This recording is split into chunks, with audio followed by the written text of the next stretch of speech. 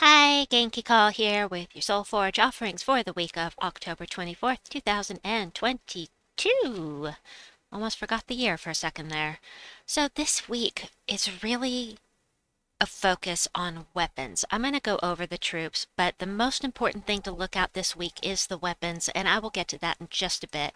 First, let's go over what we've got in here. Let me see. I forgot to look at this. Sometimes if you look under red or brown, one of these days Centurigon's going to be here again.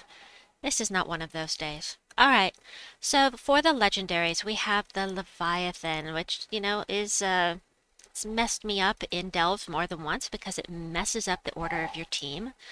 It will also dispel all enemies, so if they have any positive status effects, it removes all positive status effects.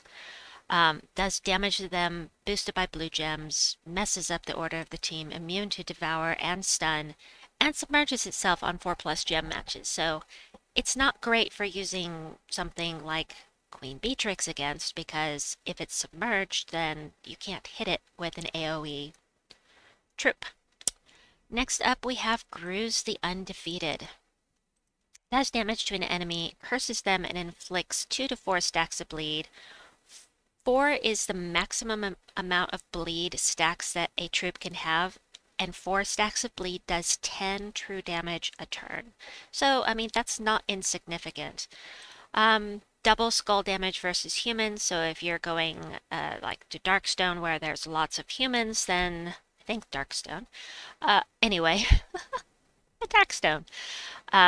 Then he's going to do double damage. He does have a little skull damage reduction, which is nice, and gets 8 mana when an enemy dies.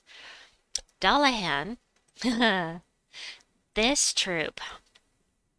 Deal damage to an enemy, boosted by ally and enemy deaths. Okay, so every ally and enemy that's died is an extra 5 damage. And it's going to either kill the first enemy or the first ally. Now, that sounds terrible, doesn't it? Except that we, as players, have a couple of troops that are immune to lethal damage, and those are Enraged Kurandara and Leonis Tower. There's also the Dooms, but who's going to put the Doom in the first slot? You can put Leonis Tower in the first slot. You won't be mana blocking this guy, and so if he casts and it lands on your team instead of the enemy, nothing's going to happen. You're not going to lose your first slot. Found this out during one of our weekly team building roulette exercises, and it was such a cool find. It's a necromancer, 50% chance to do a really bad summons and undying, but yeah, it's kind of fun to play with if you're using Leonis Tower in that first slot, so keep that in mind.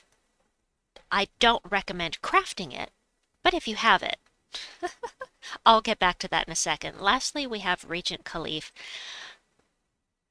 I don't like this troop, and it's not because it looks like a woman with a fake mustache. That's got nothing to do with it. It is, you're going to gain 4 magic, and either gain life or deal damage to all enemies, or you're going to gain 10 more magic.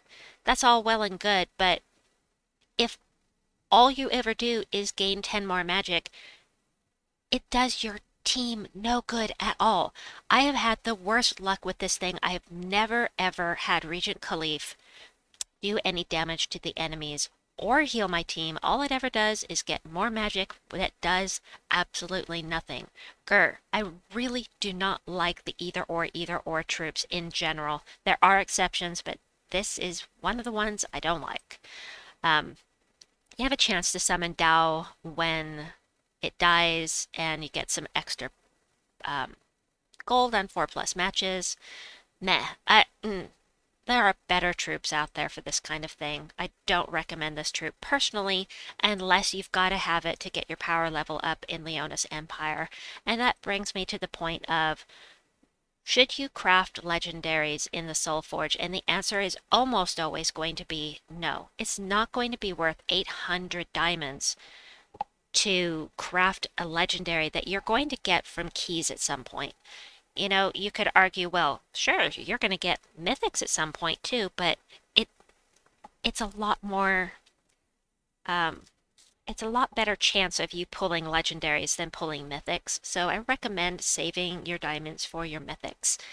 Um, it's totally personal choice, but in general, I say my opinion is that you shouldn't craft a legendary in the Soulforge unless there's a team that you're dying to try out.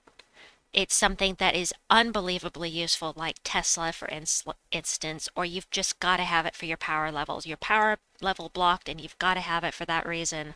Those are the only three reasons that I would say to craft a legendary in here. I digress. Well, I'm not digressing, actually. These two are always here, always here. So let's get to the things that aren't always here. And the first one is the Worldbreaker. This guy explodes 18 gems on the board, period, even if he's webbed.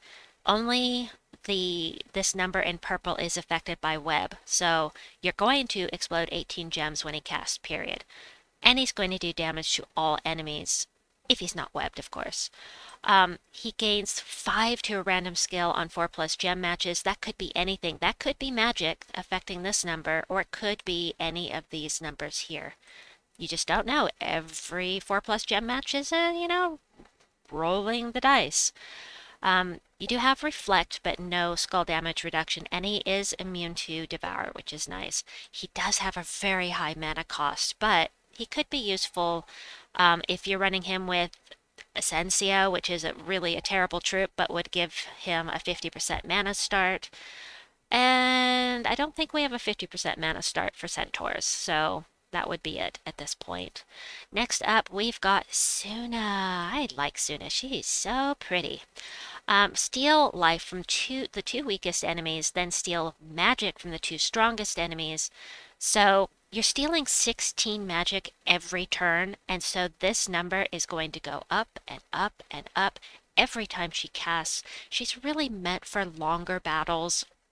If you've got a nice long battle you're going to be doing, she's going to end up stealing so much life that they're never going to be able to kill her. Plus, she's stealing their magic, which means that every time they cast, their spells are getting weaker, unless they have a spell that is not affected by magic, of course. You've got immunity to burning and fairy fire, and most importantly, you fairy fire a random enemy when matching red gems, which means you're going to do an extra 50% damage with all spells. Anything in purple, extra 50% damage. You see this says 40 life, it's actually going to do 60 life. So if they're fairy fired. So Suna is really good just for that final trait. There are other troops that have the final trait of fairy fire, like Queen Titania, but she is a good troop for longer battles. Then we've got them. Let's see, Enraged Kurandar is always here. Mambasira. Mambasira is not great, but I like her. I like her on a Naga team with Treachery, who's going to add 4 to all skills every time there's a match 4. Also, if you can boost her magic and or get fairy fire in there, then this is going to really do a lot of damage. In general, though, you have to buff her magic, otherwise she just doesn't do a whole lot. This Rising Venom is a very nice trait. It can be for longer battles. Do I recommend her? There are better mythics out there, but she's there. She's from Mystic Scales. If you need a mythic for Mystic Scales, it's something to consider. Yeah, there are better ones from Mystic Scales like Uriali, but again, personal preference. Next up, we have Ullor. Ullor is amazing in Guild Wars against the frickin' tome teams. Those dang tome teams. Because those first 2 troops, he's going to steal their attack. No, he's not going to steal. He's going to remove attack from them. He's going to remove magic from the tome, which is usually in the 3rd slot, and drain mana from the 2 strongest enemies. So this is a hard counter to those tome teams that you can use on purple, blue, or brown day. He works amazingly well if you can get him cast. And he freezes and fairy fires a random enemy when matching blue gems. You don't even have to have a match for it. You just need to match blue. So there again is that extra 50% damage. So yay! Ah, he's very useful in that particular situation. I never use him outside of Guild Wars, but let me show you the mythics we have left in this cycle. We just started a new mythic cycle, so there are a ton, and I will give you a link to this list made by the incredible King Ollie. Thank you, King Ollie. You rock. I love this list. It's so useful. So, if there's something on this list that you want more than what you're seeing in the Soulforge now, you might want to save your diamonds because it could come up next week, or it may be 3 months from now. There's no telling. It's just random how this works out. But these are what's left, and I'll have a link to this in the description box for you below. You may have to click on the Show All button to get it to show you the link. All right, that should be it. Feel like I'm missing something. Worldbreaker, Suna, Mamba, Ullor. Yep, that's it. Now, the weapons I was talking about. There are a couple of really important ones in here. Let me scroll down darn past these things. I'm going to go over them in the order that they show up, and I will tell you which ones are important when we get there. So, Fire and Ice. I actually really like this weapon. Damage to all enemies, 2 life to all allies. Is it amazing? No, but it burns and freezes all enemies. Or is it all enemies? No, I think it just burns and freezes the first troop. I may have to look at that. But it's really nice in delves. It's really nice for quick delves. Higher levels, not so much, but for quick delves, it's very nice. And I do enjoy it just for something different to use blue and red. Something different. I like something different now and then. Next up, we have one of the important ones, Doomed Blade. So, there are doomed weapons that I personally and most people you talk to will highly recommend, and that is any doomed weapon that creates doom skulls. The reason that these weapons are so highly recommended is because they are powerful even if you don't have Forge Scrolls. It takes a lot of Forge Scrolls to get these things, any doomed weapon, tempered. And you don't have to temper a doomed weapon that creates doom skulls. They're powerful just from the doom skulls. And so anytime one of the ones that creates them shows up, I highly recommend grabbing them. Now, for weapons in general, you don't want to get weapon blocked on your kingdoms because it could be 3 months before we're back at the kingdom again. It may not be for over a year that we come back to that particular kingdom. So getting weapon blocked it's a hard block. There's no way around it. You just have to wait till we get back to the kingdom. Now, you're not going to be able to max out the doomed weapons, but there are other ones here that I recommend. So, Stone Slicer is one of them. Stone Slicer, I think, is going to be an excellent choice because we now have a construct class. And those constructs, we know they use brown and they use purple. They use them both. And so this is really, really good for a construct team. Purple and brown. I mean, it's really good. I've been using it with, which one's purple? Which one's purple? The Guild Guardian that's purple. Why can't I remember the name of it? Cunning! This is really good with a triple cunning team in delves or high level explorers or anything you want to do that with because you're going to get so many match fours from it. It's the equivalent of finesse with the Nimbus bow. It's the same type of deal. So, next up, this one, I don't remember. Damage to an enemy boosted by Drac Zoom allies specifically. Then create a mix of 6 blue and brown gems for each Drac Zoom ally. We are in Drac Zoom right now. We are limited to Drac Zoom troops in our world event. And so, I mean, you're kind of gonna have an idea whether this is something you would use. generally speaking, the ones that are limited to kingdoms aren't as good as ones that are limited to a certain class of troops. But I have to have all the weapons. I don't ever want to get weapon blocked again. So I have to have them all, and so I definitely want it.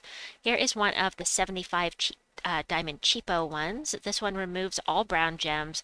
It's not going to give you any mana, but it will boost your spell and remove those gems so that your enemy can't use them. If they're from Drac Zoom or the battle is in Drac Zoom, do double damage, which is cool. Cakes Crusher. I have been using this and having fun with it.